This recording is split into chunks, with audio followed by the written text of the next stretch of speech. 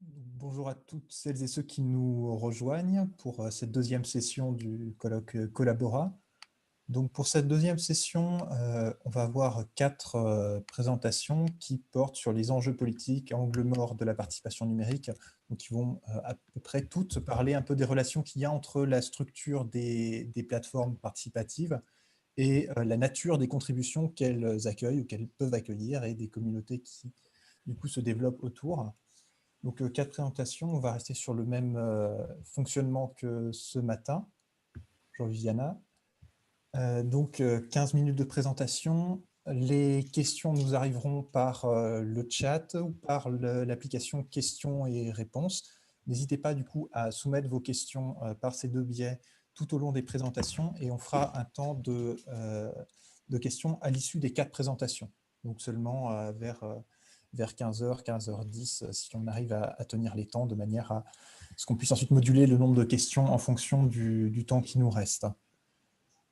N'hésitez pas à intervenir dans le chat, dans les questions-réponses. Nous prendrons note et on transmettra ces questions aux intervenants et intervenantes à l'issue des présentations.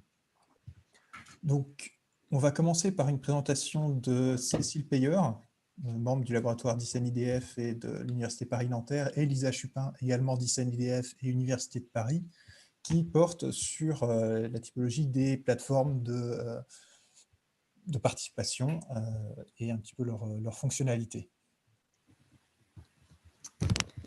Voilà. Alors, est-ce que le partage d'écran est activé? Je vais partager mon écran. Normalement, oui.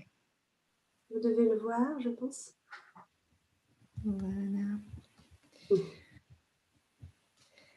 Ok, donc je commence. Donc, c'était simplement une petite slide qui figurait une notion de centralisation des outils et des données que j'avais mis pour commencer.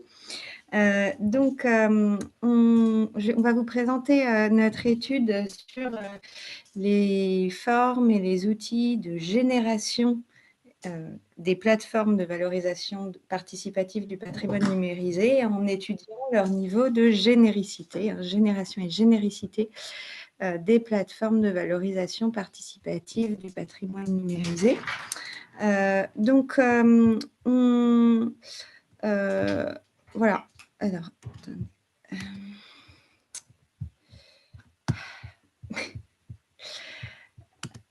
voilà. Donc, c'est une étude qui se fonde sur l'analyse de différents projets participatifs et de leur évolution, soit vers une plus grande spécificité des outils développés pour répondre aux besoins d'un projet, soit vers la capacité à héberger des projets parfois multidisciplinaires et à répondre à des besoins très variés. Donc, c'est en ce sens, finalement, qu'on va questionner la plateformisation. Quelle plateformisation, quel sens donner à cette expression pour les différents projets que nous allons étudier à partir de l'évolution des outils qu'ils ont mobilisés pour satisfaire un nombre de besoins liés à des formes de contribution de plus en plus variées. Le questionnement à l'origine de notre étude a été initié au sein du réseau Participarc qui rassemble des porteurs de projets participatifs dans le domaine des recherches culturelles et qui a été initialement financé par le ministère de la Culture et piloté par le Musée d'Histoire naturelle à partir de son expérience de la participation issue des sciences. Et donc, en fait, s'est manifesté au sein de ce réseau un intérêt pour la mutualisation des outils et des méthodes pour les recherches participatives. Et en même temps, donc, il a été produit des préconisations pour développer des outils quelque part le plus générique possible, mais jamais il n'a été question d'élaborer une unique plateforme générique qui aurait été capable de répondre aux besoins des différents projets. Donc, à la fois une volonté et en même temps, jamais le projet n'a vraiment avancé vers un outil à ce point commun. Voilà, c'est vraiment à cette question qu'on va tenter de répondre. Qu'est-ce qu'il y a comme recherche de génération d'outils qui peuvent répondre à des besoins communs à différents projets participatifs et susceptibles ainsi de les plateformiser. On va se fonder au niveau méthodologique sur l'analyse des fonctionnalités de différentes plateformes, de différents outils participatifs. Et nous avons choisi des projets justement plutôt ouverts à une certaine mutualisation de différents besoins entre plusieurs porteurs de projets, ou en tout cas qui ont évolué vers ce type de mutualisation au cours de leur histoire. C'est ça qui a été le critère de choix des projets. Et puis, finalement, nous allons étudier surtout les fonctions, le type d'outils développés dans ces projets pour répondre à de multiples objectifs. Et nous avons croisé donc l'analyse des sites fonctionnels avec des données sur le type de financement de ces outils et le type de données produites, les modalités d'ouverture de ces données, et le tout associé à des données sur l'histoire du projet, soit issues des descriptifs qu'on peut trouver sur les sites, soit enrichis par des entretiens avec les porteurs de projets.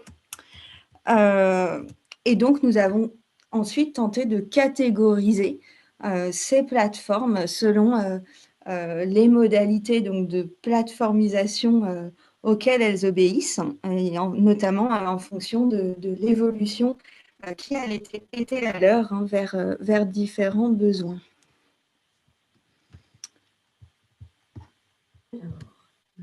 Voilà.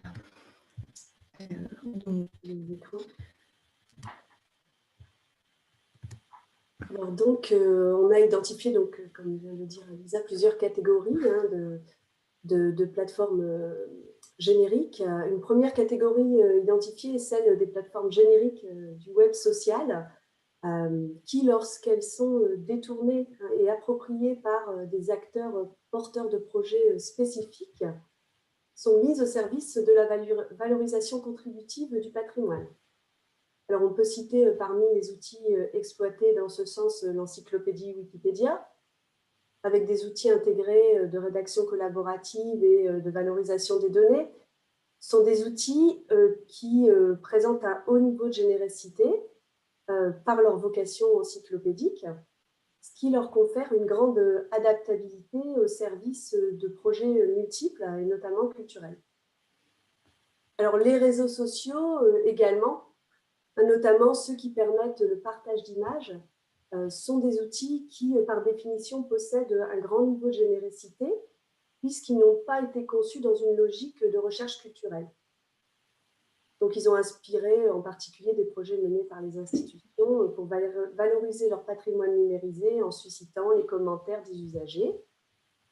Alors, certaines fois, les réseaux sociaux sont utilisés en appui à des plateformes contributives patrimoniales spécifiques qui n'ont pas d'outils de communication en interne. Je pense par exemple à la plateforme de transcription de carnet ethnographique, Transcrire, qui est également présente sur Twitter en parallèle. Et de manière moins fréquente, mais qui existe également, on retrouve le développement de logiques contributives sur ces réseaux. Alors, un premier exemple de projet participatif, qui est un des premiers projets dans le domaine culturel francophone initié en 2007, ce serait le projet Photo Normandie, consacré aux photographies de la Seconde Guerre mondiale, qui a utilisé le dépôt de photographies, mais aussi de vidéos historiques du débarquement sur 2 réseaux sociaux en parallèle, à savoir sur Flickr et sur YouTube.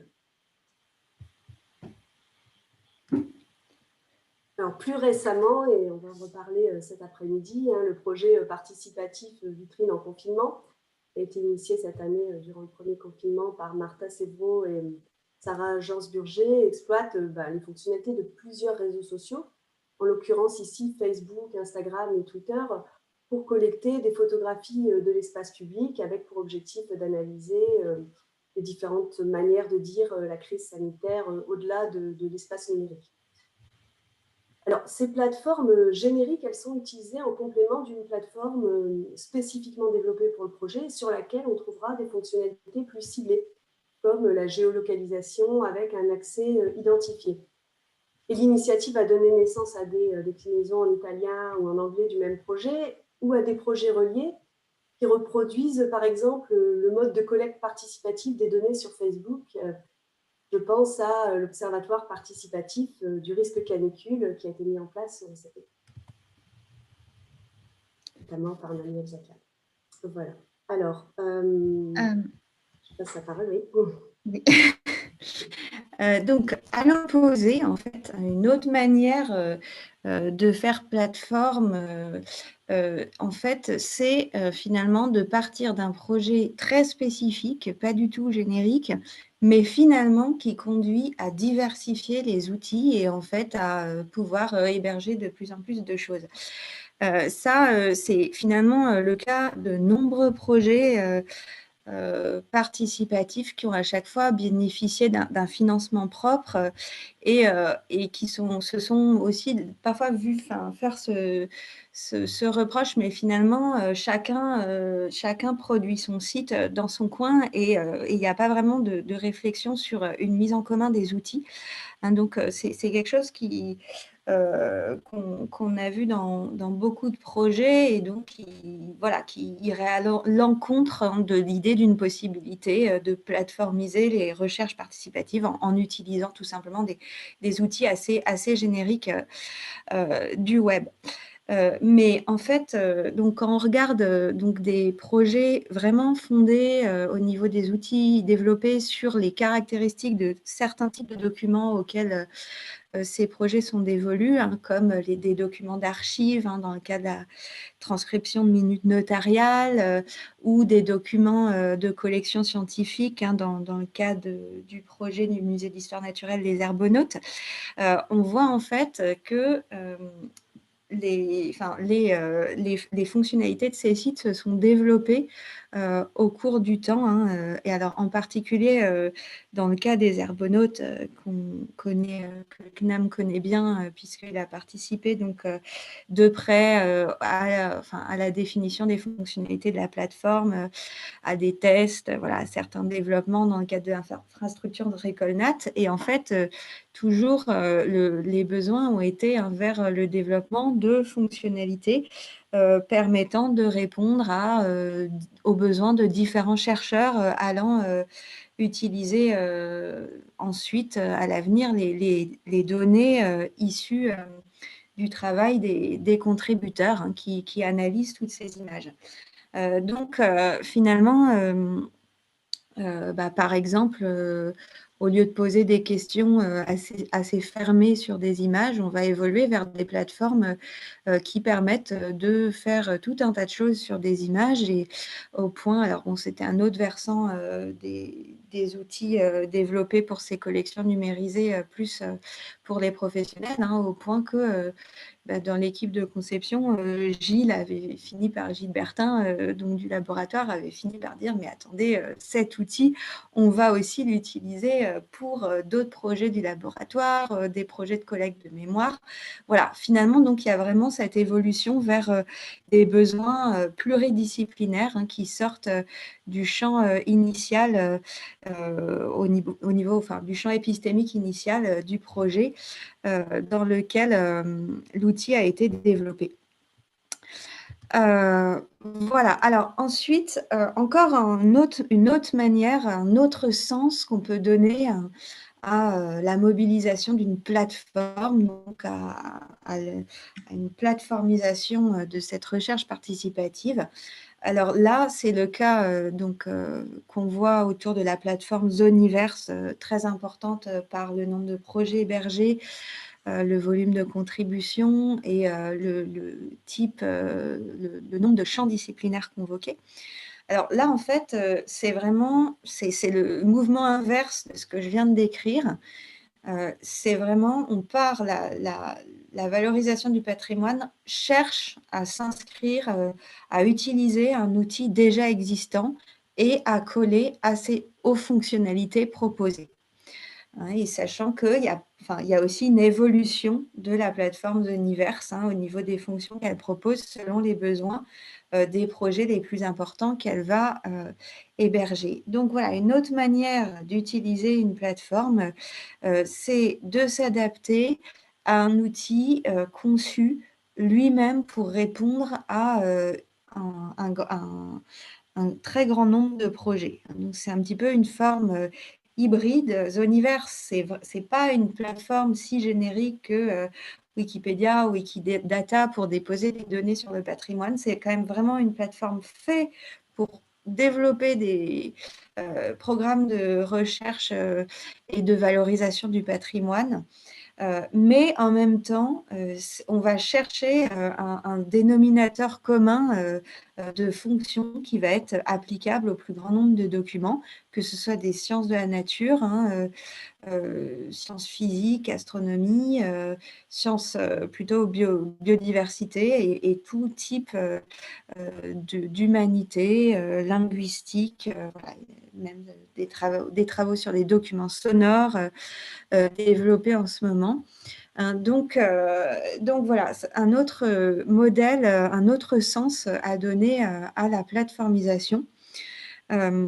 Lisa, Donc, excuse-moi, qui mais se traduit en fait par donc l'existence d'outils communs proposés aux différents projets, notamment des fonctions de discussion associées à chaque image proposée. Cela se traduit dans le Lisa, vous projet par... arrivez au bout de votre temps. Je suis navré. Ouais, alors Il va falloir sauter vers les conclusions. Ouais. Alors, peut-être juste pour dire un mot, donc il restait un type de plateformisation qu'on avait observé, que je ne vais pas présenter si on est au bout du temps, qui était une plateformisation périphérique à la contribution par agrégation de projets et de données, donc une plateforme générique qui rassemble de différents projets, mais avec une modalité différente d'agrégation des projets. Voilà, donc je vais simplement aller à la conclusion, je pense. Puisqu'on n'a pas le temps de présenter ici cette quatrième catégorie. Ce qu'on voulait simplement montrer, c'est que l'étude de ces phénomènes de plateformisation et de la montée en généricité de certains outils, elle nous paraît intéressante parce qu'elle atteste déjà de la possibilité de plateformiser, c'est-à-dire de rendre possible par l'intermédiaire d'une plateforme numérique au moins certaines formes de valorisation du patrimoine. Il y aurait bien la possibilité de faire plateforme, mais en des sens différents. Et dans l'articulation, on ne l'a pas vu dans le dernier exemple, mais de projets génériques et projets spécifiques, Elisa en a très bien parlé dans Zoniverse. Elle révèle aussi des processus de conception qui prennent des formes multiples, l'augmentation du nombre de projets amenant les plateformes à évoluer différemment en fonction des besoins des nouveaux acteurs entrants. Et donc, nous avions observé différentes logiques de plateformisation par utilisation d'outils génériques du web, comme j'ai pu présenter, une évolution de plateforme avec des sous-projets, comme dans le cas des Herbonautes, une utilisation de données communes à différents projets indépendants ou une plateforme de génération de sites participatifs. Voilà, et peut-être Lisa, un dernier mot sur... Et donc, pour le prolongement de cette étude, pour lequel on n'a pas recueilli suffisamment de données, mais c'est s'interroger sur les conséquences épistémologiques de cette mutualisation des outils. On ne peut évidemment pas dire qu'il y a un mouvement vers une globalisation des manières de produire des connaissances. Ça serait une hypothèse beaucoup trop forte, mais on peut simplement souligner que en termes de vision des sciences, de vision des dialogues entre les différentes disciplines, le fait d'avoir des projets de champs épistémologiques très différents est finalement assez rare et donne une sorte de vision d'un dialogue possible entre ces disciplines, par exemple, fondé sur le type de données qu'elles collectent à un moment de leur démarche scientifique, même si c'est chacune avec des épistémologies et des finalités très différentes. Hein, par exemple, le fait de considérer une donnée comme une image faisant référence à un document numérisé, un ensemble de discussions entre les contributeurs de différents statuts et des transcriptions et des annotations à ce type de données, hein, ouvrant sur la question des modalités d'ouverture de ce type de données, voilà, peut être voilà, un centre de questionnement commun à des disciplines qu'on a plutôt l'habitude de regarder en les opposant, en opposant leur épistémologie. Voilà. Merci beaucoup pour cette présentation très intéressante. Du coup, je vous rappelle le fonctionnement. Si vous avez des questions ou des remarques à faire, faites-les par le chat ou par le système questions-réponses de Zoom. Et à l'issue des présentations de cette session, nous ferons un temps de questions-réponses où on transmettra ces questions aux intervenants et intervenantes. Nous allons maintenant passer à une présentation de Françoise Cahen, qui est professeure agrégée de lettres modernes, formatrice académique et doctorante dans le laboratoire TALIM de l'Université Paris 3, qui va donc nous parler des agilités transmédiatiques sur les plateformes de critique littéraire, d'autres formes de contribution. Donc, merci de m'accueillir parmi vous. Je vais vous parler des agilités transmédiatiques, des sociabilités littéraires à partir des plateformes critiques. Je voulais repartir de plateforme en partant de ce que disait Antonio Casilli sur son blog. Il parlait d'abord de la métaphore architecturale que contient ce mot plateforme.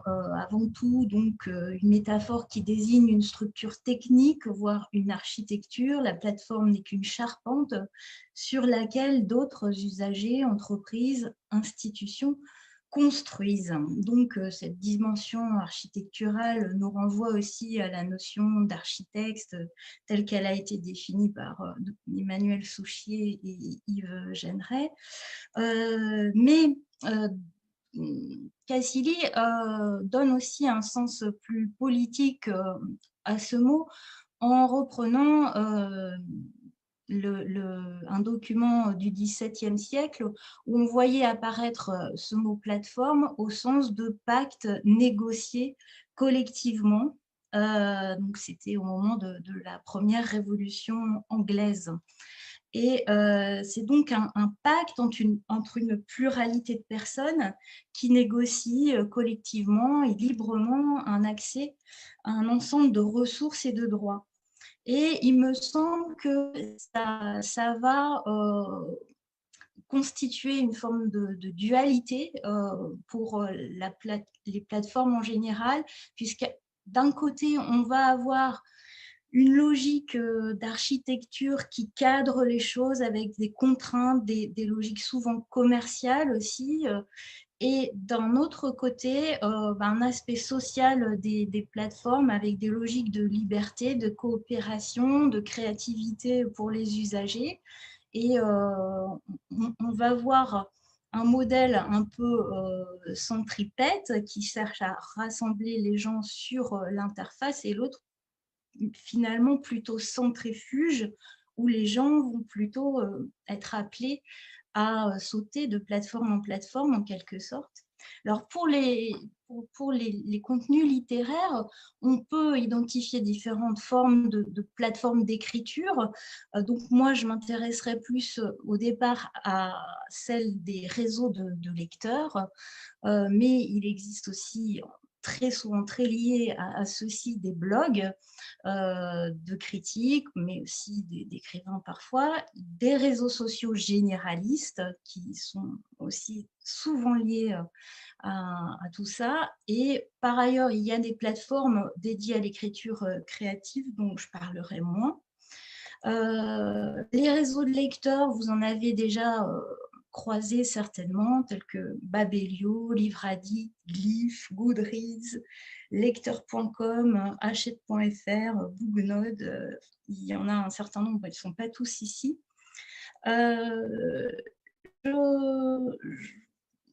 Je voulais montrer que donc, les acteurs littéraires des plateformes de lecture critique créent des liens entre différents lieux de présence sur le net, à la fois pour les partages de lecture, mais aussi pour initier certaines formes de création, d'écriture personnelle. Donc, l'idée, c'était de nommer agilité transmédiatique, cette compétence essentielle qui permet à ces usagers des plateformes de passer de l'une à l'autre. Et mon idée était de démontrer comment cette faculté peut renforcer les liens entre lecteurs critiques ainsi que leur expertise.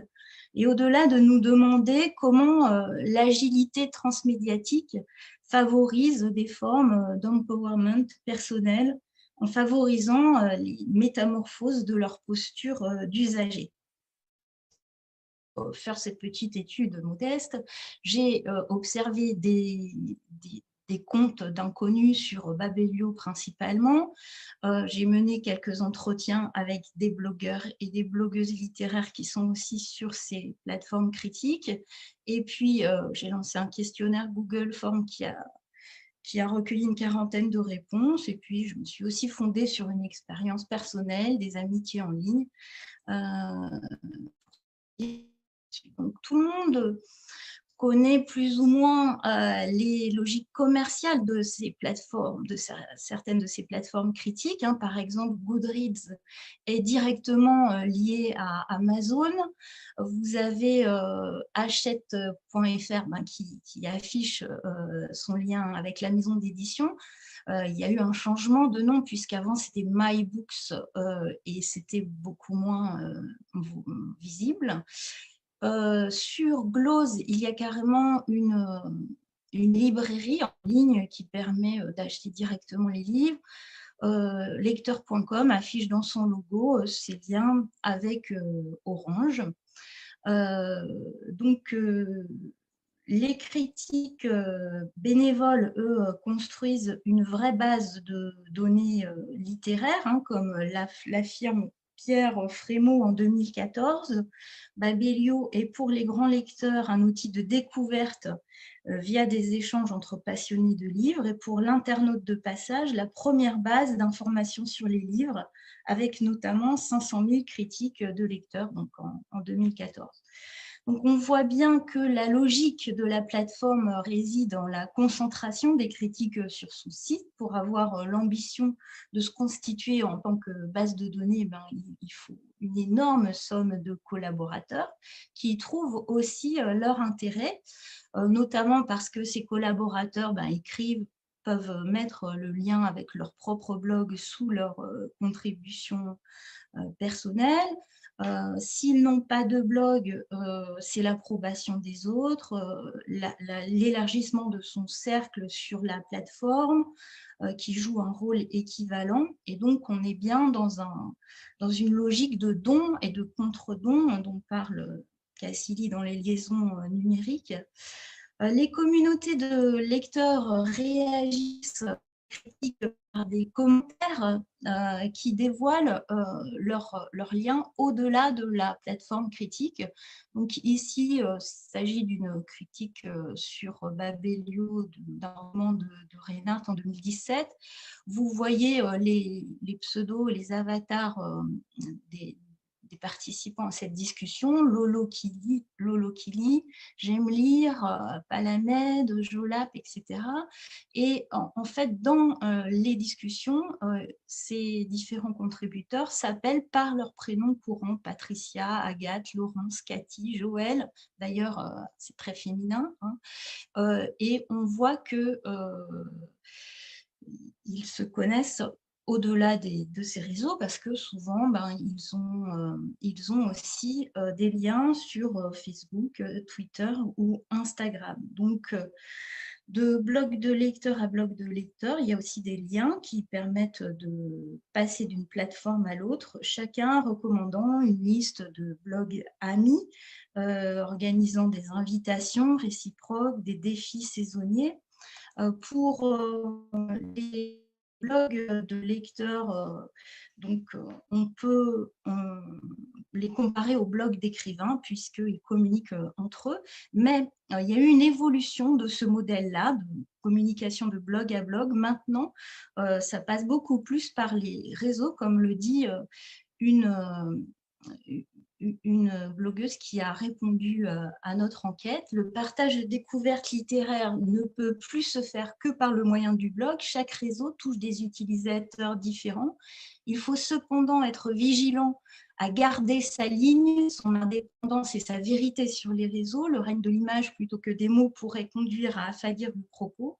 Les commentaires sur les blogs sont de plus en plus rares. Les échanges par réseau sont plus immédiats et plus nourris. Donc, les blogueurs et les blogueuses multiplient les possibilités de suivre leurs articles. Ainsi, dans une interview, Alexandra alias Leiluna de Bricabook laisse 4 liens différents pour permettre de la suivre. Là, on voit bien tous les réseaux sociaux dont il est question. Donc, c'est une multiplication qui n'a pas forcément, qui se limite pas au champ littéraire. Il est certain que ça correspond à une réalité plus générale, aux tendances profondes du web. De plus en plus de gens hybrident leurs réseaux, multiplient leurs inscriptions à différentes plateformes pour renforcer finalement leur audience globale. Ces connexions débouchent aussi sur des relations dans la vraie vie, notamment lors des salons du livre, où toutes ces communautés vont se retrouver en vrai. Là, on voit que c'est un site commerçant, Price Minister, qui a organisé une rencontre qui distribue donc des livres à ses acteurs, des critiques en ligne. Donc, ici, on aperçoit notamment Nouquette, une blogueuse littéraire qui nous a confié que c'est vrai qu'elle achetait finalement assez, par rapport à tout ce qu'elle critique, assez peu de livres parce qu'elle en reçoit tous les jours chez elle. Il y a d'autres blogueurs qui font des choix différents. Par exemple, Papillon, qui, elle, refuse de recevoir le moindre livre gratuit. D'ailleurs, elle est plutôt nostalgique de l'ancienne blogosphère et elle a récemment fermé ses réseaux sociaux complémentaires au blog. Mais c'est assez rare. Donc, on sait que les critiques qui sont faites sur les plateformes sont plutôt positives. Le cofondateur de Babelio disait que la dynamique du site incite à faire des critiques positives puisque finalement, c'est elles qui seront le plus lues et que dans l'intérêt d'être lues, les participants vont être plutôt avoir tendance à exprimer des avis positifs. Mais c'est aussi, quand ils répondent à notre enquête, quelque chose qui est une tendance par rapport à leur propre plaisir, en fait. Ils préfèrent partager des choses qu'ils aiment tout simplement en général. Ces dynamiques créées sur ces plateformes ne se limitent pas à des récupérations publicitaires et commerciales. Il ne faudrait pas voir dans ces multiples critiques littéraires amateurs, donc avec cet effet de masse comme ça, les Mechanical Turks naïfs de l'industrie du livre. Il ne s'agit pas de les réduire à des petites mains qui œuvreraient dans les coulisses comme de laborieuses tricoteuses de données littéraires. ces personnalités souvent affirmées, finalement, ne se dissolvent pas dans un magma anonyme qui se contenterait de donner des étoiles à des livres et qui eux-mêmes recevraient des étoiles en fonction de la qualité de leur critique, hein, une notation sans fin. Il y a d'autres logiques beaucoup plus positives qu'on peut percevoir, notamment une sorte de porosité, hein, entre l'écriture des critiques et l'écriture tout court, avec des blogueurs qui deviennent écrivains et des écrivains qui deviennent blogueurs. On voit ici une image qui représente Nicolas Houguet du blog L'Albatros, qui fait la promotion du roman d'Agathe, elle a écrit Sous le soleil de mes cheveux blonds et qui a aussi un blog sur lequel elle fait la promotion du livre de Nicolas Houguet. Hein, donc, on voit que tout à coup, des blogueurs deviennent écrivains. Donc, ça nous renvoie à ce que disait Alexandre Geffen sur le monde où les blogueurs deviennent des écrivains, les écrivains des blogueurs. Je voulais parler aussi de Charlotte Milandry, qui est un bon exemple d'activistes des réseaux et des plateformes diverses de critiques, qui a un blog L'Insatiable, qui se sert aussi beaucoup des plateformes critiques comme relais, et qui a créé notamment un prix littéraire du premier roman avec une 50aine de participants dans le jury qui sont issus de ces réseaux. Et donc ça fait 5 ans que ce prix littéraire fonctionne et elle a créé des partenariats avec beaucoup d'acteurs du livre. Les livres sont renvoyés entre les participantes à ces jurys. Il y a des rencontres avec les auteurs. C'est vraiment formidable cette dynamique. Et puis, elle intervient aussi dans des émissions sur Radio Bleu Maine. Donc, il y a elle fait beaucoup de choses et c'est assez impressionnant de voir son parcours. D'autres font un parcours d'un autre genre, puisque, par exemple, Catherine du blog que je citais tout à l'heure, alias Papillon, a découvert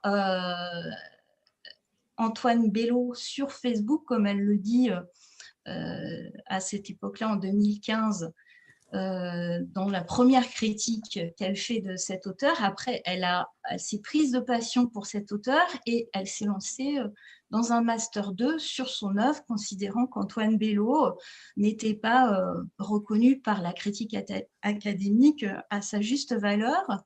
Voilà, et je voulais aussi me prendre moi-même comme exemple, parce que je suis en quelque sorte passée de Babelio à Fabula, en fait, en faisant de la veille d'écrivain que j'aimais bien, et en me disant que finalement, dans un appel à contribution pour un colloque, j'étais peut-être aussi qualifiée que quelqu'un d'autre pour en parler. C'est comme ça que ça m'a fait rejoindre un peu l'univers universitaire, en passant de plateforme à plateforme.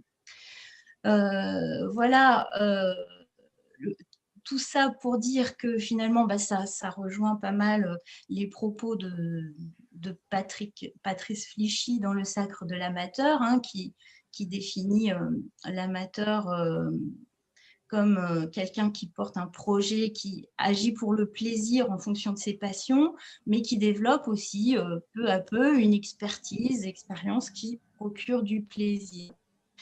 Donc, en conclusion, je pourrais dire que les critiques littéraires amateurs sont certes captées par les plateformes, hein, pour assurer la promotion des livres, créer gratuitement des données profitables, hein, au commerce du livre et donc aux plateformes elles-mêmes qui recueillent ces données. Mais en partie grâce à cette agilité transmédiatique développée par ces critiques amateurs, il y a des parcours personnels originaux qui qui s'inscrivent dans la culture participative telle qu'on la retrouve aussi décrite dans le livre d'Anna Boyd, par exemple. Et il me semble plus largement que peut-être ces critiques amateurs participent à leur manière à des conditions de survie de la littérature et peut-être favorisent aussi la construction d'une société où démocratie et culture restent liées, mais enfin ça, j'espère. Voilà.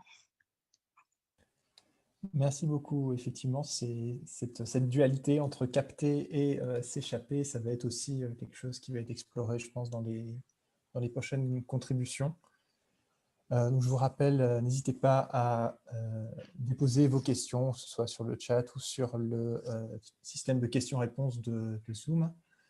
On va maintenant avoir une présentation de Manuel Zaclade, directeur du laboratoire d'ICEN-IDF, professeur au CNAM, et de Patrick Chatelier, qui est auteur, initiateur du projet Général Instinct, qui vont justement nous parler de ce projet qui va bien faire écho à la présentation de Françoise Quin. Donc, c'est à vous. Je rappelle 15 minutes de présentation.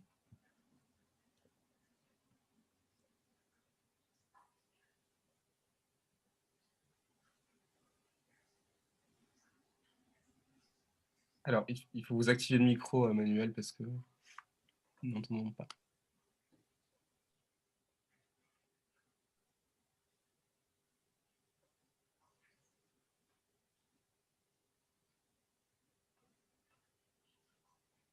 Manuel ? Voilà, c'est bon. C'est bon. Voilà. Du coup, vous voyez mon écran toujours là? Oui. Cool. Oui, je disais dans les consignes, bonjour à tous. Merci Antonin pour cette introduction. Dans les consignes de Martha, il fallait se présenter rapidement, mais donc tu l'as déjà fait. Voilà, moi je suis donc prof en sciences de l'information et de la communication au CNAM, et Patrick Chatelier qui est également présent. Et donc voilà, l'archiviste, comme il le dit, du Général Instinct est un des principaux éditeurs du site remue.net. Donc c'est moi qui vais faire cette présentation, mais Patrick est disponible pour des questions. Donc voilà, hein, oui, notre titre est un peu provocateur par rapport à la manière dont un certain nombre de choses ont été définies autour des plateformes et de la plateformisation. Vous allez voir pourquoi, parce qu'on s'appuie sur une définition des plateformes qui est beaucoup plus spécifique que celle qui a été évoquée, je crois, dans les présentations de Lisa et de Cécile, et puis de la précédente. Et en fait, pour appuyer cet argumentaire, voilà, on va présenter le projet Général Instinct, qui est vraiment une forme de modèle d'anti-plateforme culturelle intégrale, on pourrait dire. Donc, notre hypothèse, c'est que donc les plateformes, au sens qu'on va préciser tout à l'heure, qui donc sont d'une grande efficacité pour des tâches ou des contributions précises, cadrées, sont en fait très limitées dès qu'il s'agit de création tout court et de création culturelle encore plus.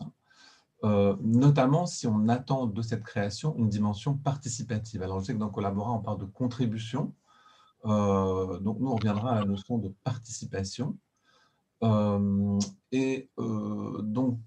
finalement, pour ces développements, on va s'appuyer sur deux cadres théoriques.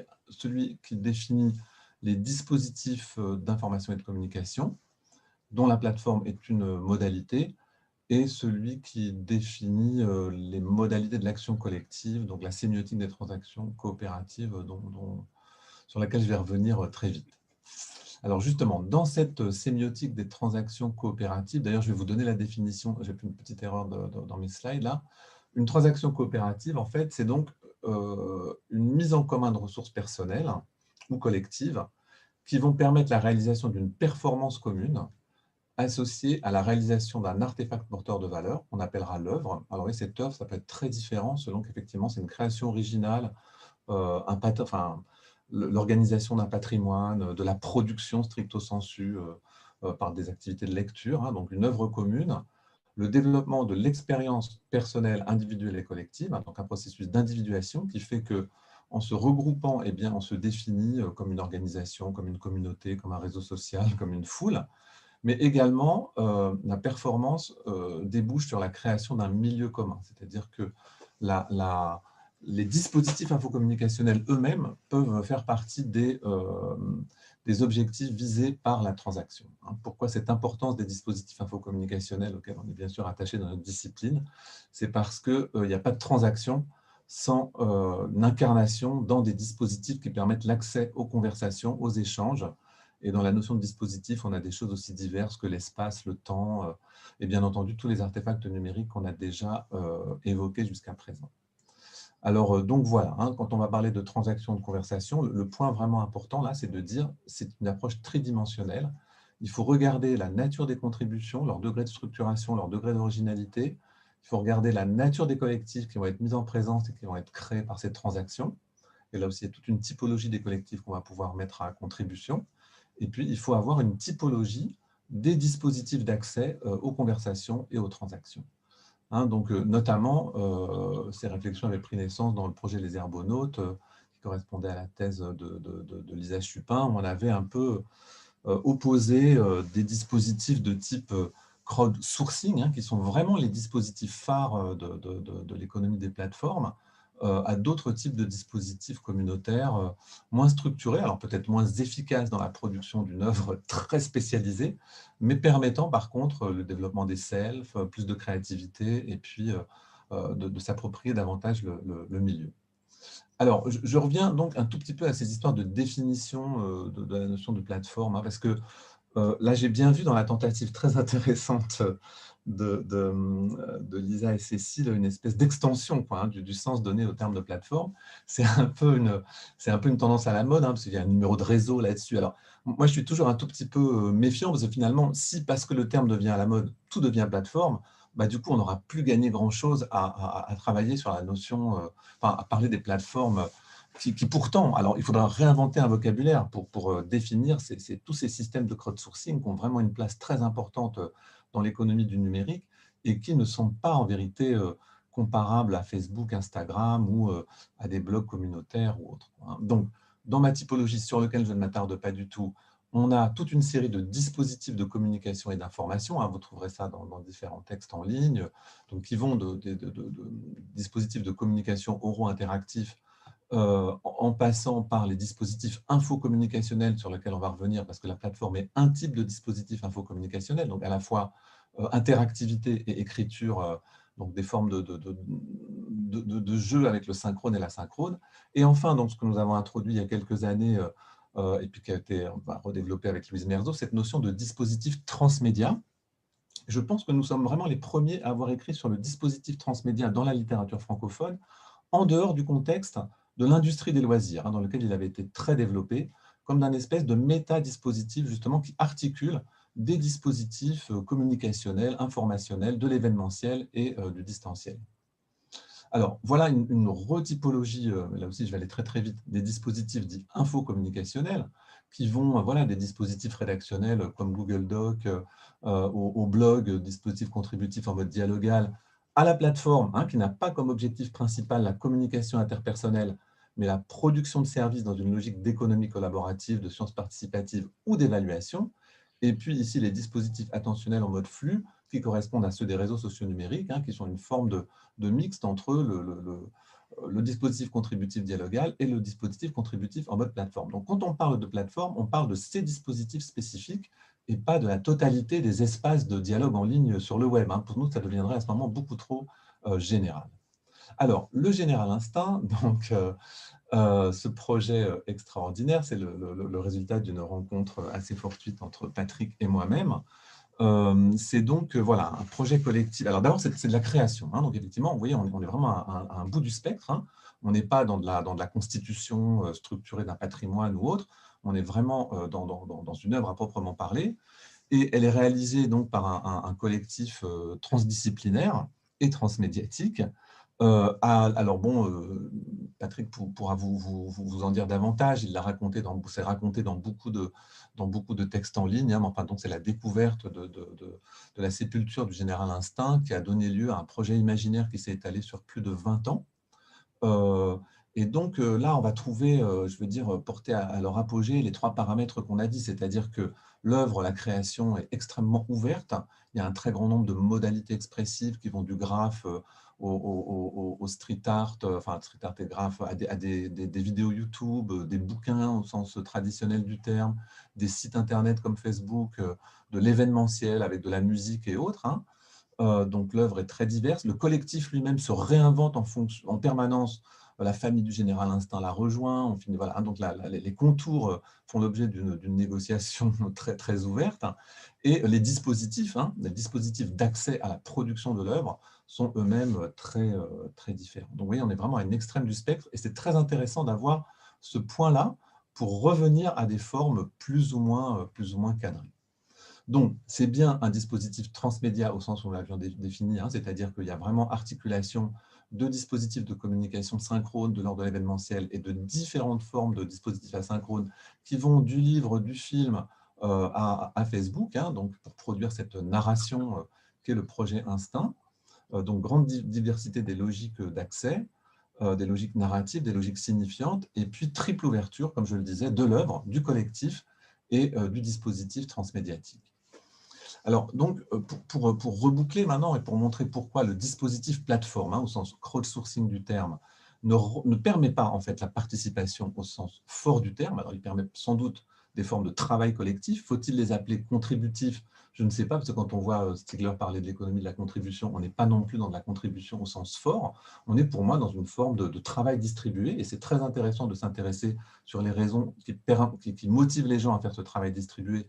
Mais ce serait erroné, de mon point de vue, de notre point de vue, de parler de participation au sens fort, hein, parce que comme le soulignent plusieurs auteurs, si la participation se réduit à un mécanisme dont le but c'est de tirer le meilleur parti possible des gens au profit d'une entreprise dont les finalités ne sont pas fondamentalement de leur ressort, elle pourrait être relativement illusoire, en tant que participation, pas en tant que dispositif de travail et de production.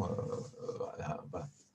Donc, nous, on va se revendiquer une forme d'approche infocommunicationnelle de la participation forte, hein, qui est elle-même basée sur les 3 dimensions qu'on a mis en évidence. C'est-à-dire, pour caractériser les modalités de la participation, il faut se poser les questions de la modalité de la contribution à l'œuvre ou au projet, les modalités d'individuation collective rendues possibles par la définition des relations entre les sujets, et aussi les modalités d'implication dans les dispositifs de support aux conversations, dans leur paramétrage, dans la négociation de leurs contours, etc. etc. Donc, bon, là, c'est un rappel de la matrice d'Einstein qui est très utilisé pour parler des niveaux de participation dans des collectifs d'un point de vue politique. Mais là, on est uniquement dans la vision du pouvoir, c'est-à-dire qu'on ne caractérise pas du tout la complexité de l'œuvre et la maîtrise du dispositif. Hein. On va de la manipulation, information, simple consultation, partenariat, contrôle citoyen. Vous voyez d'ailleurs qu'il n'y a pas le crowdsourcing dans ces mécanismes participatifs. Et donc, notre contribution, pour aller vite et conclure, hein, ce serait de dire, si on regarde ici, qu'une échelle de participation en regardant la dimension du pouvoir de conception du dispositif contributif. Encore une fois, il faudrait aussi se poser la question de la constitution du collectif et des formes de création liées à l'œuvre. Mais si on n'est que sur la conception du dispositif, on aurait donc un niveau 1 qui serait pas d'interaction directe entre les participants, pas d'action possible sur la structure du dispositif. Et là, on est dans tous les dispositifs classiques de l'économie collaborative et du crowdsourcing de masse, dans lequel, enfin, dans tous les dispositifs qu'on connaît, hein, c'est même interdit. C'est-à-dire que c'est par construction que la plateforme interdit des communications dans Airbnb entre différents propriétaires, autrement que par des systèmes très de notation. Mais je veux dire, il n'y a pas de possibilité d'avoir un pseudo. Voilà. Enfin, donc, il y a des interactions par des systèmes de notation, par des systèmes de mesure, mais ils sont complètement cadrés. Et il n'est pas question que les gens dévoilent leur anonymat, parce que la plateforme, elle maîtrise, hein, la totalité voilà, du système des identités, du système de la gestion de la valorisation, de la mesure, les rétributions, les algorithmes et tout ça. Deuxième niveau, on aurait un niveau où il y a des espaces de dialogue et possibilité de suggérer des aménagements de la structure aux propriétaires de l'espace. Alors là, on serait dans le cas du projet des herbonautes, qui a été donc décrit tout à l'heure par Lisa et Cécile, dans lequel, alors c'est très puissant les herbonautes du point de vue de la capacité à réaliser une tâche complexe, hein. Mais de mon point de vue, alors on n'était pas toujours d'accord avec Lisa, c'est pas très riche du point de vue de la capacité à créer un collectif ou à prendre le pouvoir soi-même sur le dispositif en place. Et puis, on aurait un niveau 3 qui correspond à ces projets mis en place sur les espaces du web social, qui, encore une fois, pour moi, ne sont pas vraiment des plateformes, parce que j'ai une définition plus restrictive.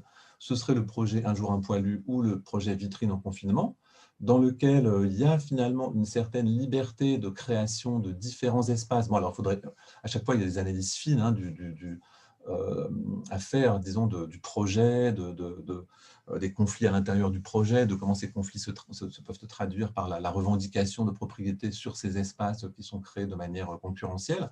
Mais en tout cas, voilà, les dispositifs de type web social sont relativement ouverts. On le voit bien d'ailleurs dans Vitrine en confinement, où à un moment donné, la consigne a été outrepassée, c'est-à-dire que les gens se mettent à poster des choses qui ne sont pas des vitrines, et où finalement, bon, bah, globalement, à la fois les animatrices, mais on peut dire que c'est un peu le résultat de ce que les gens amènent, et puis des échanges et de l'appréciation. Et puis sur Facebook, on se connaît. Vous voyez, il y a une grande différence entre un dispositif de crowdsourcing classique et Facebook. Facebook, vous avez votre profil, vous savez très très bien que c'est votre collègue un tel avec qui vous... Bon. Donc là, on voit qu'il y a une certaine flexibilité dans la capacité à adapter les espaces et les dialogues. Et puis, on aurait voilà, un niveau 4, il y aura peut-être des niveaux intermédiaires. Hein. C'est tout à fait intéressant, la typologie qui était proposée dans le premier exposé sur la généricité des plateformes par rapport aux tâches à réaliser. Mais donc, il y aurait vraiment conception par les participants eux-mêmes de dispositifs originaux dans une logique transmédia. Et là, c'est vraiment le général instinct, hein, où un groupe peut tout d'un coup décider de proposer de nouvelles modalités d'expression, de nouveaux types d'œuvres, etc., etc. Voilà, donc en conclusion, le point, c'est qu'il faut vraiment caractériser la contribution culturelle en tenant compte des 3 dimensions de la performance, hein, et ne pas se limiter qu'à une seule. Hein, donc l'œuvre, les collectifs et les dispositifs, les milieux, hein, qui sont aussi une des dimensions de la performance. Et il faut élargir à la diversité des dispositifs infocommunicationnels qu'on va étudier cette caractérisation. Et donc, voilà, Patrick peut préciser sur Général Instinct, dire s'il est d'accord ou pas avec, on a eu un dialogue dans l'élaboration du texte. Mais... Ici, peut-être, ce serait long. D'accord. Dans ce cas-là, on verra s'il y a des questions qui sont plus directement dirigées vers Patrick. Donc pour la dernière présentation de cette session, on va laisser la parole à Viviana Lipuma, qui est agrégée de philosophie et jeune chercheur au laboratoire, au LabEx à H2S de l'Université Paris 8, et qui va donc nous parler là aussi du lien entre les plateformes, les formes de participation, mais dans le contexte particulier de collectifs d'artistes russes. Oui, bonjour. Donc, je vais partager l'écran aussi. Donc, un instant. Ok, donc, partage d'écran. Il est un peu lent. J'espère que tout va tenir les coups. Donc,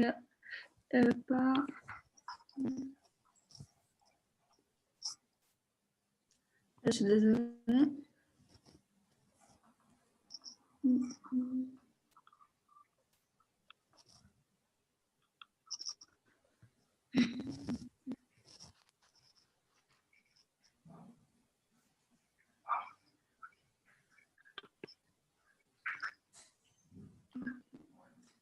Vous voyez mon écran, hein? Oui. Pour l'instant, je vois un écran noir. Ok, donc nouveau partage. Donc,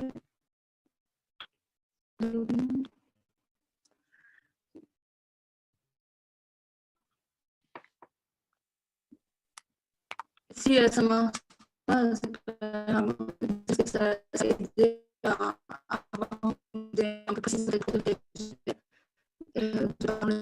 parce qu'ils sont assez visuels.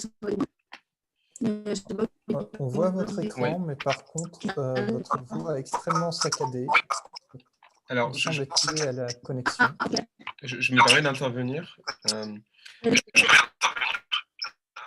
Alors, vous avez un problème aussi avec votre micro, mais vous pouvez m'envoyer par contre le slide et moi, je peux le partager de mon côté.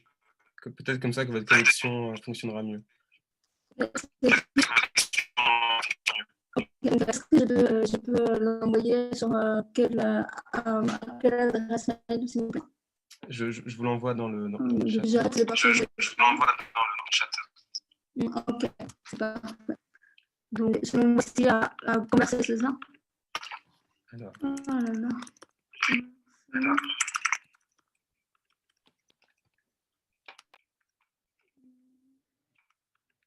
Pardon.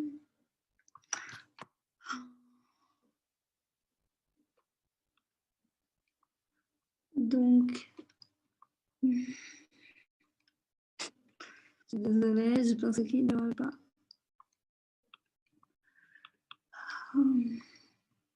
Donc, écoutez, je vais parler voilà, en vous donnant, voilà, sinon je peux envoyer éventuellement les documents par mail entre-temps, comme ça vous avez, voilà.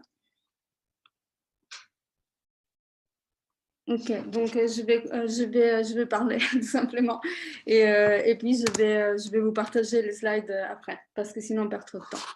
Donc, ma proposition des communications est inscrite dans l'axe enjeux politiques et angle mort de la participation numérique, car elle est née, donc l'idée de cette proposition, elle est née avec l'objectif de questionner les bien-fondés d'une compréhension souvent trop homogène de la participation, pensée à partir du modèle sociétal réticulaire global, par la mise en exergue de l'existence de certaines frontières des régulations nationales et donc de traitement des données qui sont issues d'usages sociaux dissidents du numérique dans un contexte non démocratique.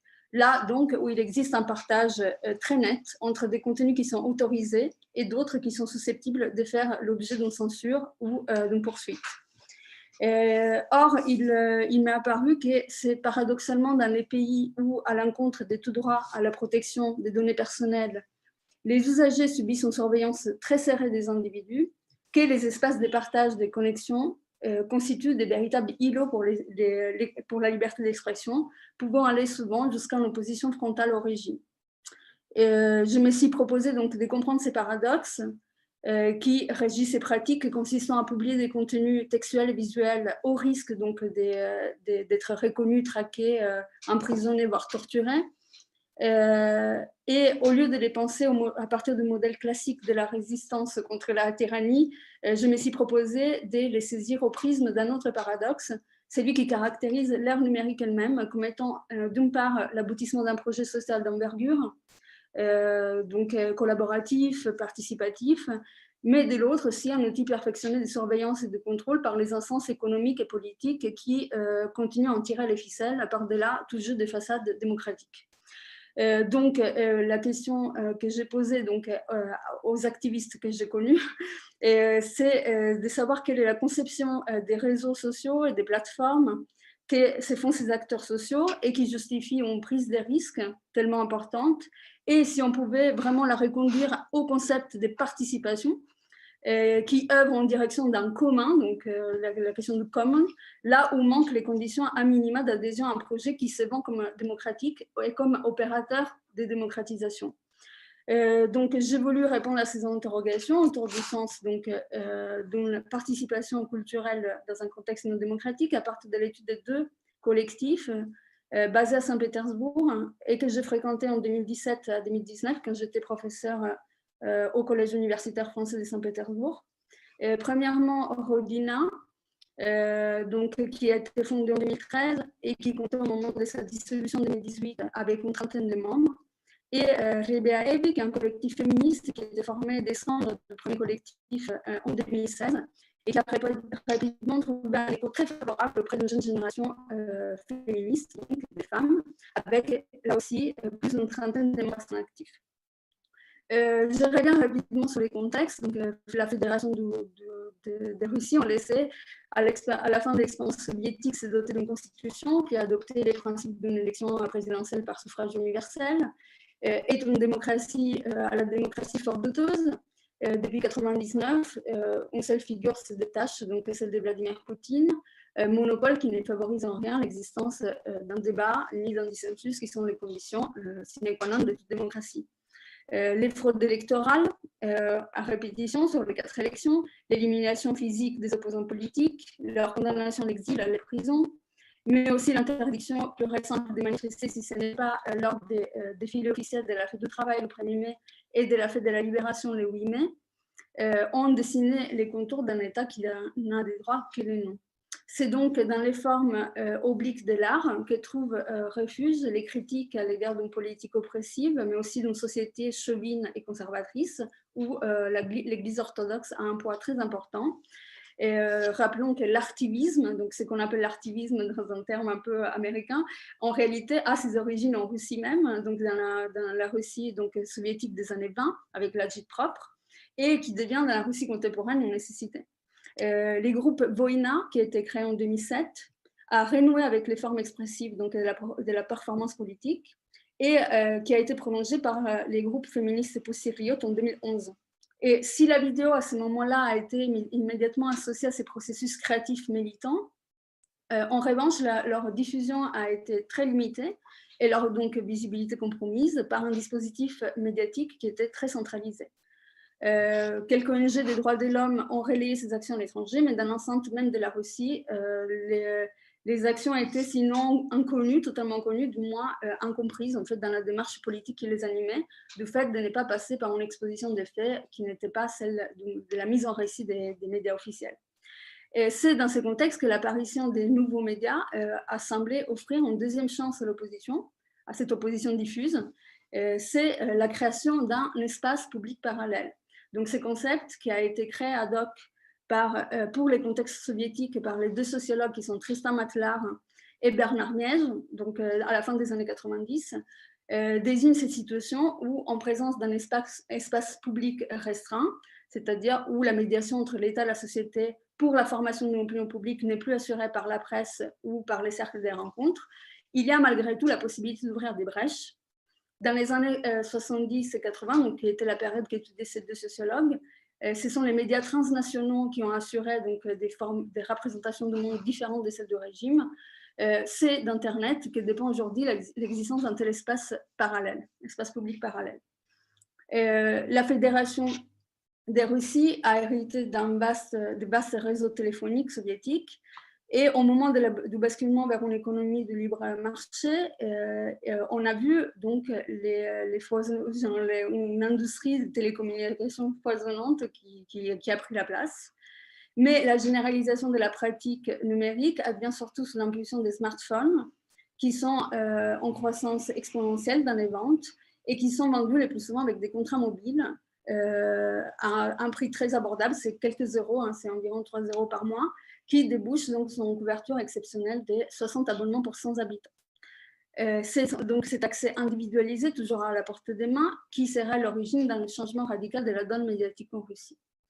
L'abolition des partages constitutifs de l'espace médiatique traditionnel n'a pas eu lieu, certes, mais les usages d'Internet encouragent des formes originales et variées de participation. Une enquête quantitative qui a été menée par Kondratov montre l'arrivée massive dans la blogosphère des acteurs politiques et sociaux qui avaient été exclus de la sphère politique officielle, donc aussi les médias d'opposition, puis dans un deuxième temps, la création des plateformes des blogs éditoriaux du web, parmi lesquels on peut citer Mediazone de 2014 pour avoir été fondé par les gens donc, des Pussy Riot et des Voïna, donc les 2 premiers groupes dont je vous ai parlé. Mais un autre palier est assurément franchi avec les réseaux sociaux numériques qui sont à la fois russes, Bicontact qui a été créé en 2006, Telegram 2014, étrangers, Facebook et Instagram.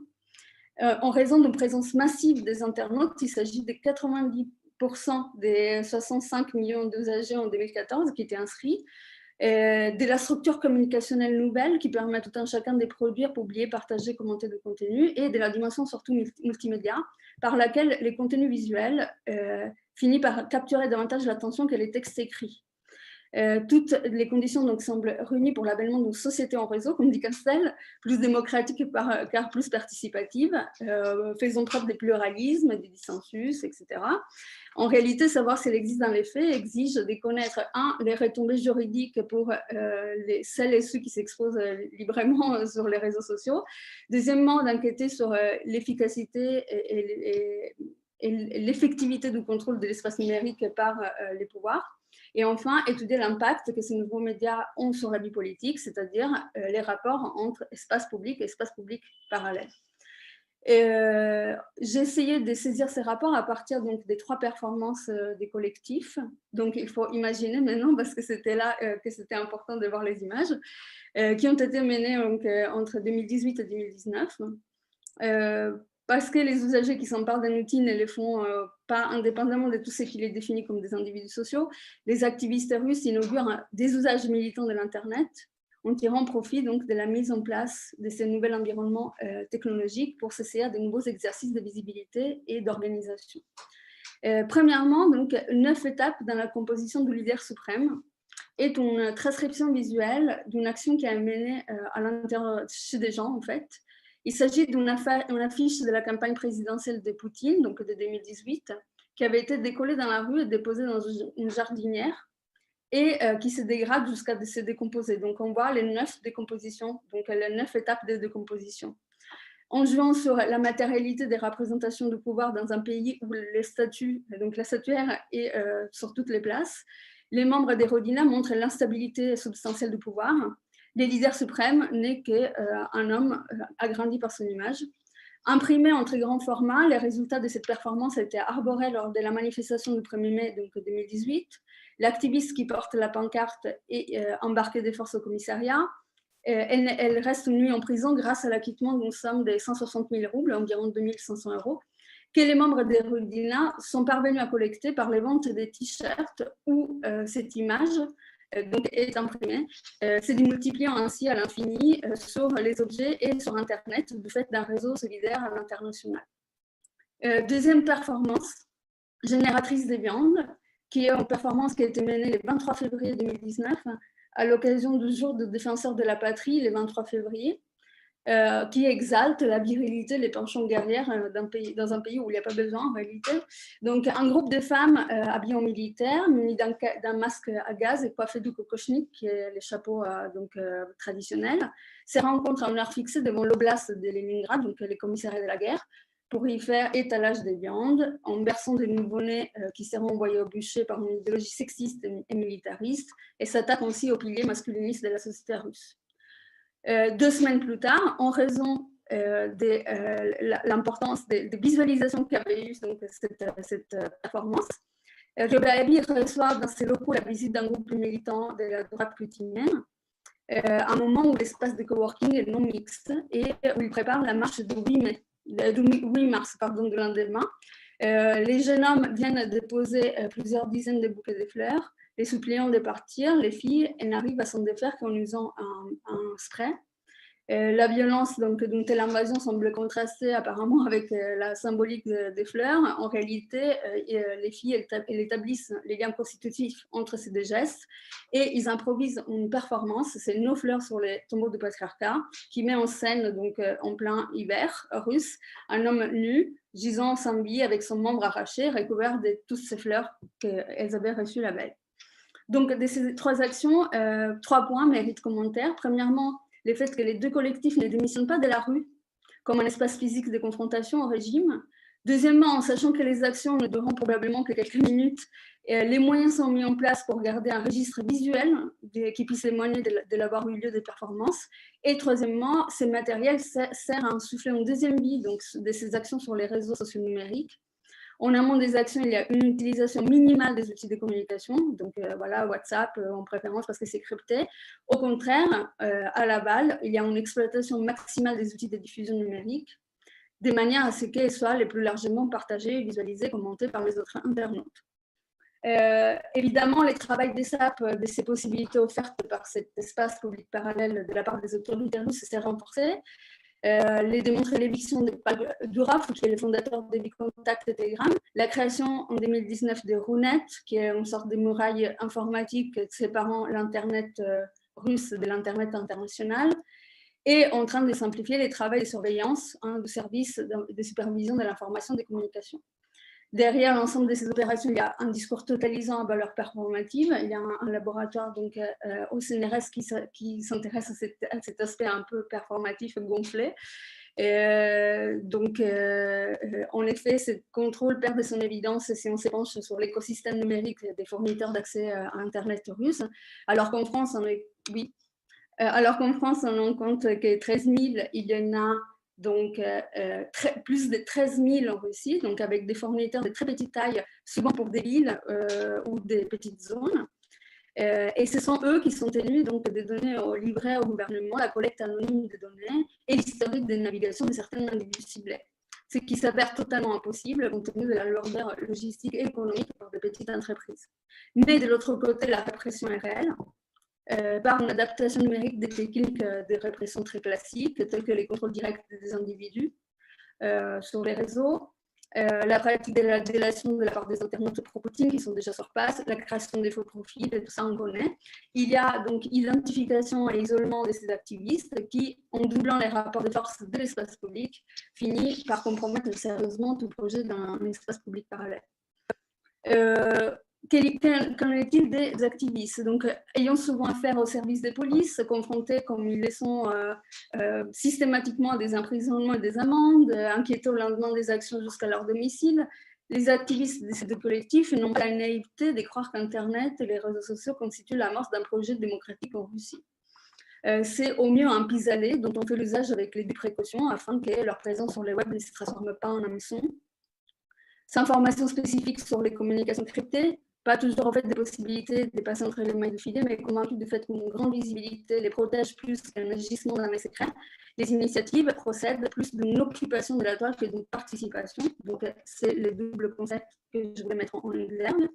Donc, interrogés sur la base d'un questionnaire que je leur ai posé, portant sur les effets escomptés de leur existence virtuelle et sur les peurs qu'elle peut provoquer, les réponses permettent de dégager des constantes. Premièrement, les interventions de l'espace urbain fonctionnent pour eux uniquement comme des simples catalysateurs pour amorcer un débat de fond sur les problèmes de la société russe, tels que les violences domestiques, l'écologie, l'emprise de la religion sur l'espace de la sphère intime, etc.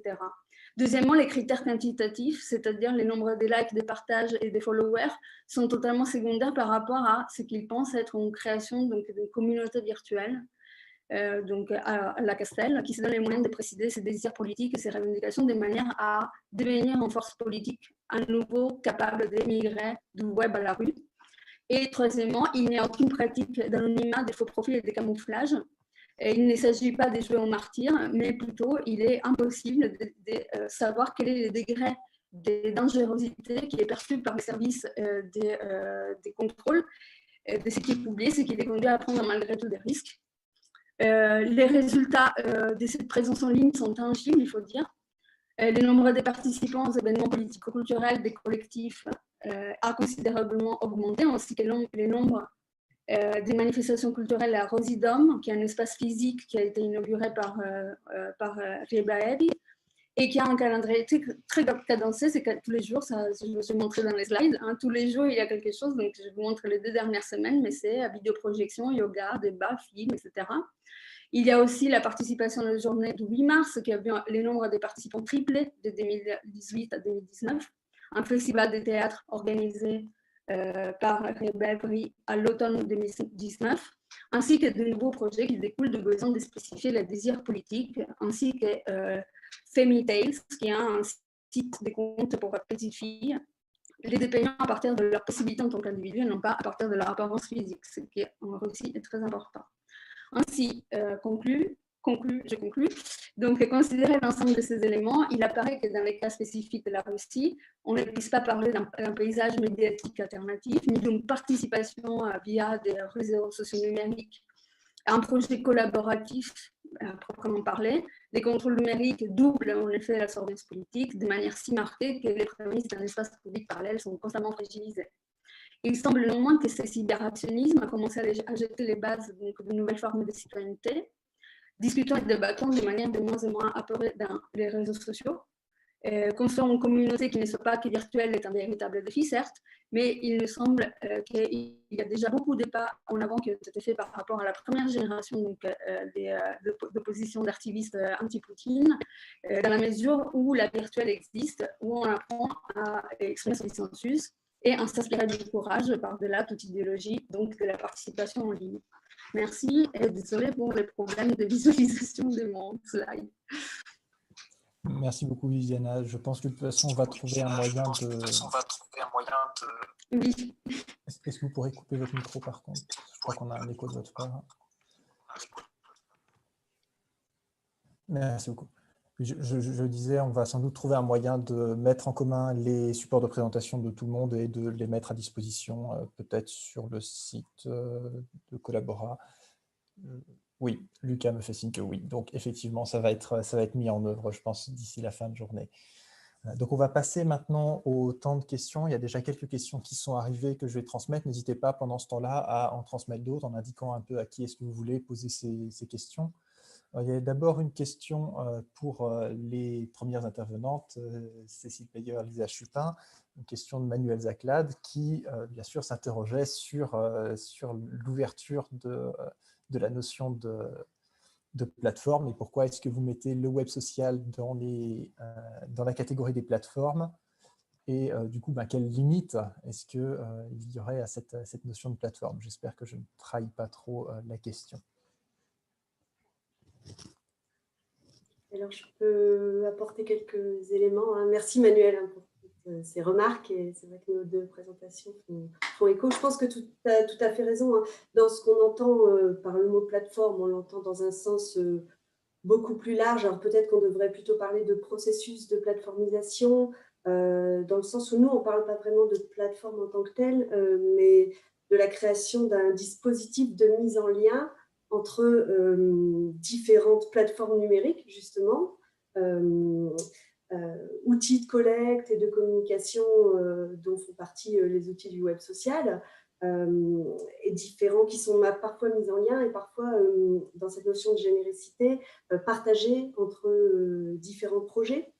Donc, dans ce processus de plateformisation, c'est vrai qu'il y aurait la mise en place d'un dispositif infocommunicationnel à double niveau, générique et spécifique.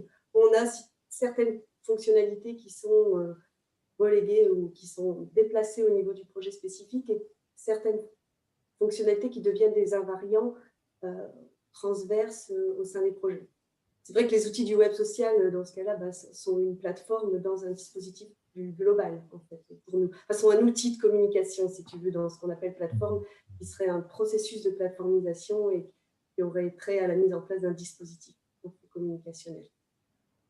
Voilà, j'essaie de faire court. Ce que je voulais aussi dire, enfin, ce serait intéressant qu'on en reparle aussi ensemble, avec plaisir, parce que c'est vrai que voilà, c'est des choses qu'on est en train de construire et sur lesquelles on commence à travailler. Et ce serait dans cette montée en générosité, dans la variété des outils et des fonctionnalités qui sont reliés entre eux, qu'on pourrait justement augmenter le degré de participation pour rejoindre ce que tu as présenté au sens de l'échelle que tu proposes. Voilà. Mais du coup, Oui. Ce qui m'interpelle, c'est de me dire, si on devait trouver un synonyme à dispositif, un processus de plateformisation, qu'est-ce qu'on entend exactement du coup par cette plateformisation? Est-ce qu'on entend une articulation qui va intégrer différents, voilà, justement, différents dispositifs dans une logique transmédiatique? Oui. Et du coup, pourquoi du coup revenir encore à plateformisation, sachant que pour moi, encore une fois, ça vient à donner une telle extension à cette notion, elle va finir par devenir, je vais dire, tiens, je vais passer ma plateforme Google Doc, ma plateforme de blog, et du coup, tout le travail qu'essayent de faire les économistes et les sociologues sur la notion de plateforme va être un peu, peut-être dilué. Bon, après, c'est des questions de choix de terminologie. Il y a les idées puis la terminologie. C'est dans le sens où on est parti sur la notion d'invariant, si tu veux. Donc, on a essayé de remonter aussi cette notion de plateforme au niveau du dispositif, puisqu'on cherchait des notions communes, en fait, et regarder ce qui se produit dans cette révélation d'invariant transverse à des outils, en fait. D'accord. Merci beaucoup en tout cas. Et du coup, moi, pour rebondir un peu sur cette question d'invariant, du coup, vous mentionniez le fait qu'il y avait du coup une sorte de dialogue qui émergeait un peu entre les disciplines autour de l'analyse des méthodes, de comment est-ce que les méthodes d'une discipline peuvent éventuellement être exploitées par une autre. Est-ce que du coup, vous avez trouvé des traces vraiment d'échange entre les chercheurs ou les contributeurs de différentes disciplines, ou est-ce que ça reste encore à se développer?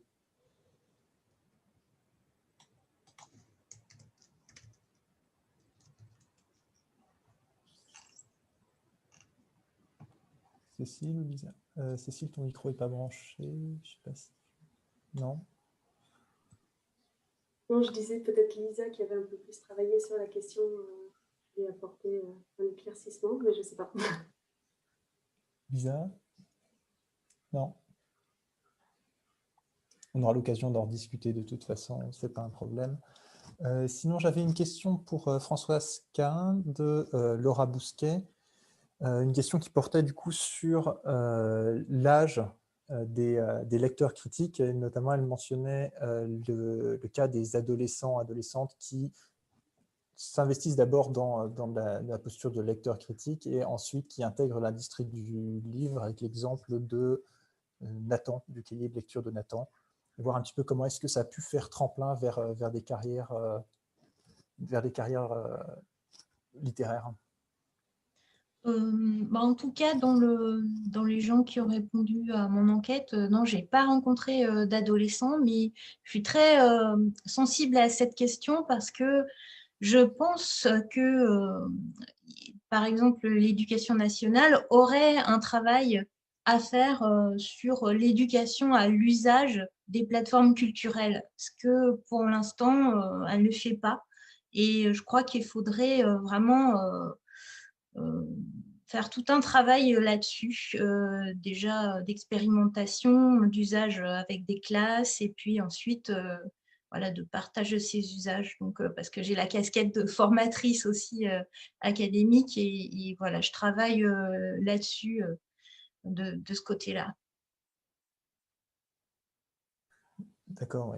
Et est-ce que vous pourriez nous en dire un petit peu plus sur la démographie de ces lecteurs critiques? Vous avez dit effectivement que c'était plutôt féminin, mais du coup, c'est pas trop adolescent, c'est plutôt... Ça va de la jeune femme à la retraitée. Voilà, après, il y a quand même quelques hommes. Après, j'ai pas fait, si vous voulez, une étude assez massive pour que ce soit représentatif. Hein, parce que c'est pas non plus mon sujet de thèse. Donc, c'est quelque chose que je mène à côté. Donc, j'ai pas eu les moyens de faire quelque chose de vraiment extrêmement scientifique, même si les résultats de la petite enquête sont déjà intéressants.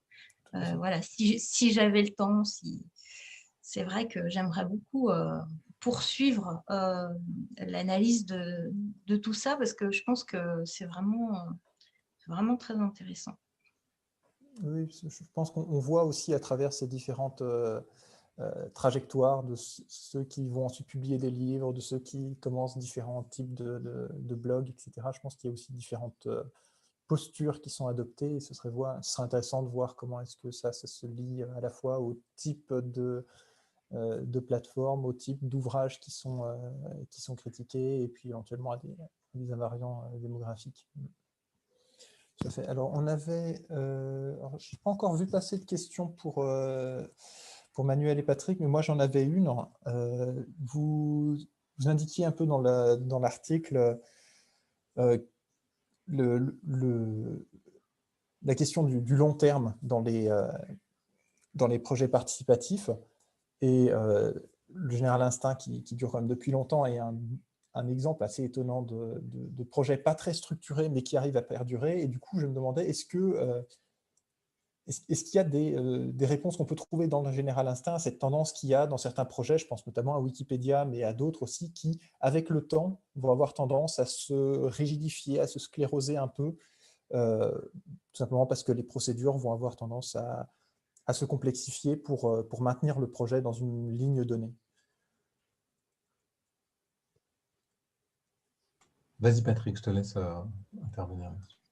Oui, en fait, comme il n'y a pas de ligne donnée précisément, donc effectivement, le projet, en fait, il aurait pu s'éteindre assez vite. Il a continué parce qu'à chaque fois, il y a eu des rebondissements et d'autres lignes qui se sont créées, en fait. Et aujourd'hui, après 20, enfin, il est né en 97, donc aujourd'hui, il est dans une phase descendante, on peut dire. Il y a beaucoup moins de création, mais on ne sait jamais. En fait, il peut repartir demain, et voilà, qui sait. Pour répondre à la question de Martha, qui me pose sur le sujet du rapport du travail créatif et la recherche qui s'intéresse à ce travail, en fait, surtout par rapport au général instinct, en fait, pour moi, ça a toujours été une façon de reformuler les choses, des façons de percevoir différemment grâce à ce dialogue avec des universitaires, le projet, et de pouvoir en fait être plus peut-être réceptif à de nouvelles choses aussi qui pourraient advenir, puisque en fait c'est beaucoup un travail sur la réception des événements, la réception des œuvres. Et c'est là, je pensais tout à l'heure à une chose, ça n'a sûrement rien à voir avec ce dont on parlait, mais je me disais qu'en fait, un des éléments intéressants, enfin, quasi impossible, ça aurait été de pouvoir intégrer la réception de l'œuvre dans l'œuvre. Voilà. Et que le général instinct avait essayé de ça aussi. Ok. J'avais du coup une question de Manuel Zaclat pour Viviana, qui était la suivante. Comment est-ce qu'on peut qualifier l'œuvre au sens à la fois artistique et politique qui est visée par les initiatives ou des deux groupes que vous avez cités? Est-ce que c'est une autre manière de faire de la politique? Est-ce que c'est artistique? Comment est-ce que les acteurs eux-mêmes le qualifient?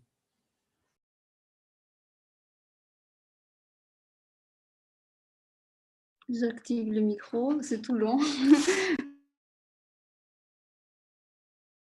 Le micro est encore désactivé. C'est bon, c'est bon. Donc là, je ne touche pas. Il est très lent à réagir, mon ordinateur, je ne vois pas. Alors, du coup, oui, il y a... donc ça, c'est vraiment l'objet de ma thèse, pour le coup, parce que ça, c'est juste un exemple très petit d'un truc énorme qui consiste à reprendre en fait cette idée en fait de Guattari, Félix Guattari, autour de paradigme esthétique.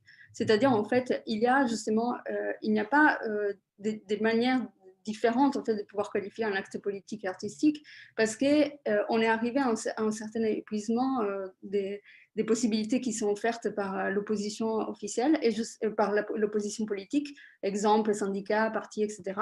Et que justement, les laboratoires des subjectivités qui sont dans la périphérie, j'ai passé 4 ans au Brésil et 2 ans en Russie, de voir comment en fait ils investissent de manière passionnée un domaine qui va replacer en fait les limites entre ces deux champs, qui les questionne en fait de l'intérieur pour viser non seulement en micropolitique, donc ça c'est la micropolitique, on a déjà entendu plusieurs fois, donc oui, ok, donc on se sent, voilà, il y a un laboratoire de subjectivation qui fait qu'on peut se reconnaître dans des combats minoritaires, etc. Mais dans les cas de la Russie, eux, ce qu'ils visent, c'est justement percer la muraille de la politique, de la macropolitique, et que du coup, quitte à aller en prison, etc. Genre, voilà, ils pensent que l'art, c'est un moyen de pouvoir offrir une grille interprétative herméneutique du monde qui est beaucoup plus complexe qu'une simple opposition frontale qui serait beaucoup moins bien vue en fait, par tout le monde, qui serait moins partageable d'un point de vue aussi des objectifs politiques, et qui serait d'ailleurs comment dire, qui ne permettrait pas en fait certains subterfuges que permet l'art, comme les cagoules des poussiériotes qui brouillaient en fait la reconnaissance faciale. Et comme on peut le voir dans les slides quand je voulais l'envoyer, à chaque fois en fait il y a un maquillage très très important qui fait qu'on ne peut pas reconnaître vraiment les personnes. pour toutes ces actions, quoi. Du coup, c'est à la fois tactique, en fait, mais il vise aussi un certain brouillage, en fait, de ces deux sphères qui sont d'un côté l'art et de l'autre la politique. Voilà. Je ne sais pas si j'ai répondu, mais voilà. En tout cas, c'est comme ça qu'il... Il faut qu'on invente. Oui. Il faut que tu fermes le micro, je crois, Viviana. Pardon. Non, c'est un clin d'œil à Patrick. Il faut qu'on invente des formes artistiques anti-confinement, anti-Covid, pour arriver à sortir de la chape de plomb dans laquelle on est enfermé là, depuis 6 mois. Une question de Sarah Labelle pour Viviana, toujours. Est-ce qu'il y a des discussions sur le choix des dispositifs de diffusion des images et des œuvres?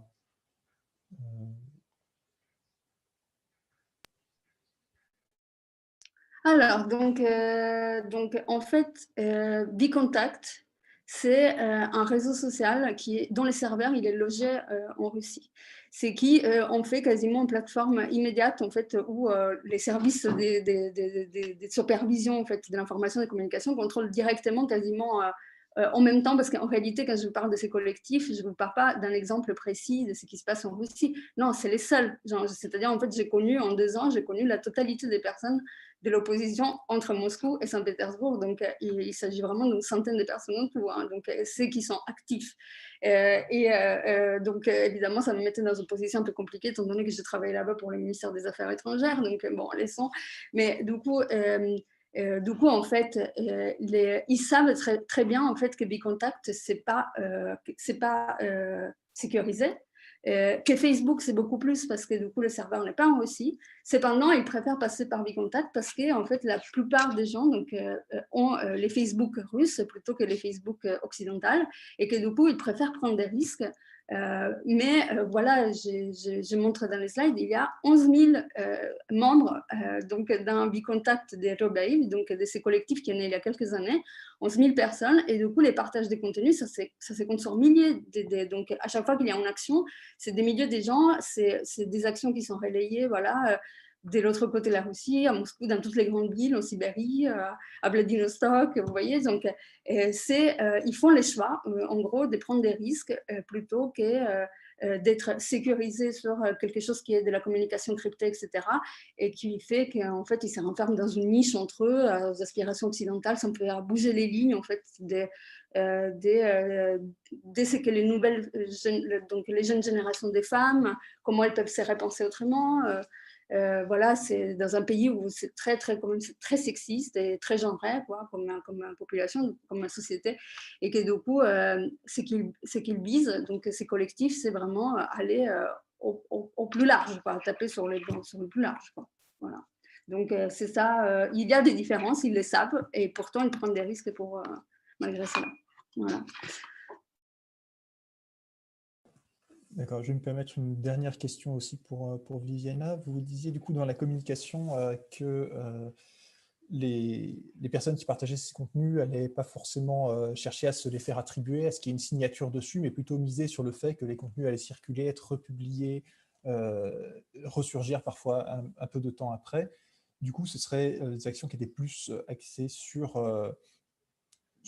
les contenus que finalement sur établir des personnes ou des institutions comme étant les figures visibles de la contestation. Est-ce que du coup, il y a quand même des initiatives durables pour essayer de pérenniser ou de réunir ces contenus? Est-ce qu'il y a des gens qui s'occupent de documenter ça, d'archiver ça, ou est-ce que ça reste très volatile? Ok, donc ça, c'est pour le coup, ils sont comme en armée, hein, pour le coup, au niveau organisation.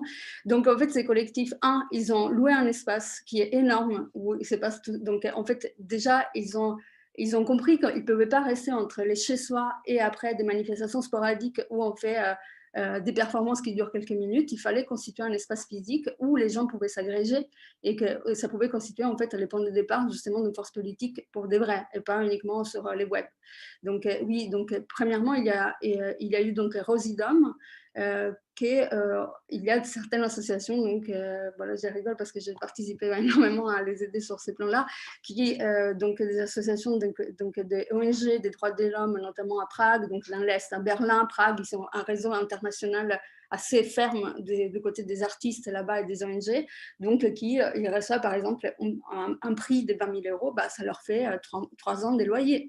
Donc voilà, ils assurent leur derrière, disons, de manière assez musclée, c'est-à-dire en fait ils vont vraiment chercher les fonds pour que les lieux existent. Deuxièmement, il y a un site web.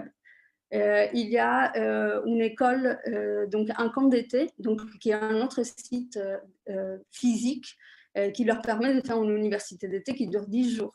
Ils ont donc une chaîne YouTube où il y a des gens qui sont attribués aux fonctions de filmer toutes les performances, etc. Il y a un registre visuel systématique. Pourquoi? Parce qu'ils savent pertinemment qu'en fait, il n'existe pas pour l'instant, si ce n'est justement par un élargissement à travers les réseaux sociaux de leur existence premièrement virtuelle, mais dans un deuxième temps, et c'est toujours dans la ligne des mires en fait de toutes les actions, que ce soit concret, physique, que ce soit un échange et une participation donc, qui se forme à partir d'une communauté tout d'abord virtuelle, mais après concrète. Et j'espère que l'oppression elle ne sera pas si importante pour les prochaines années parce qu'elle peut vraiment devenir quelque chose des plus grands et en tout cas voilà, immiscer en fait dans un certain débat qui ne serait pas du tout posé par les médias officiels, etc. Donc en fait, elles ont les grands courages en fait de parler des violences domestiques, de parler des xénophobies envers les populations d'Azerbaïdjan, de Géorgie, etc., des problèmes de l'écologie.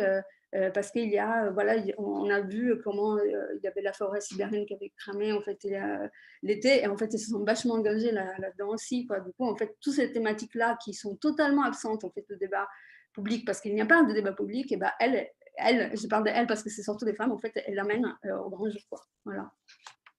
C'est bon, c'est répondu.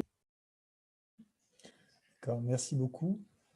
Je vois que nous n'avons pas d'autres questions, ça tombe bien, on arrive à peu près aux heures qui étaient prévues. Je vous remercie beaucoup pour ces 4 interventions très très intéressantes et puis pour les discussions qu'elles ont pu susciter. Je suppose qu'il y a beaucoup de ces discussions qui vont avoir besoin de se prolonger, que ce soit sur les notions de plateforme, sur les formes de la participation. Je pense que là, on a soulevé quelques problématiques intéressantes. On va partir sur une vingtaine de minutes de pause puisqu'on reprend à 16 h avec la présentation d'Yves Citon qui va être du coup des rebonds sur les thématiques de la journée. Donc, vous retrouverez le lien Zoom sur le site du colloque. Ce n'est pas cette conversation Zoom, c'en est une autre. Et donc, on se retrouve à 16 h. Voilà. Je vous remercie encore une fois et à tout de suite.